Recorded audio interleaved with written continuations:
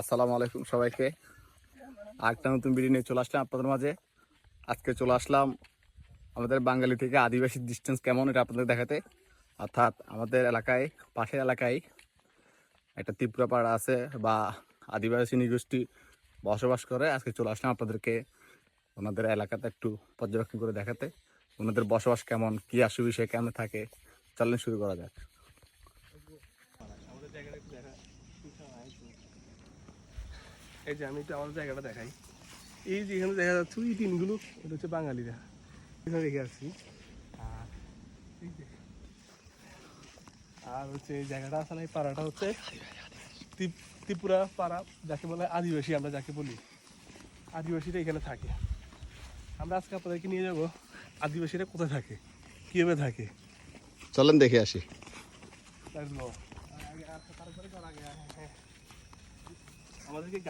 আমাদেরকে গাইডলাইন দিয়ে নিয়ে যাচ্ছে আমাদের ওই যে জালাল কাকা।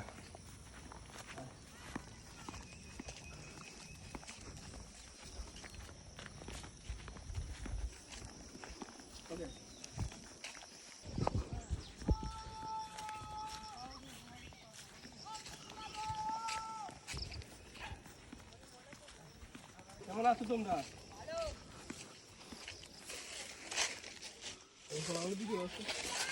হ্যাঁ,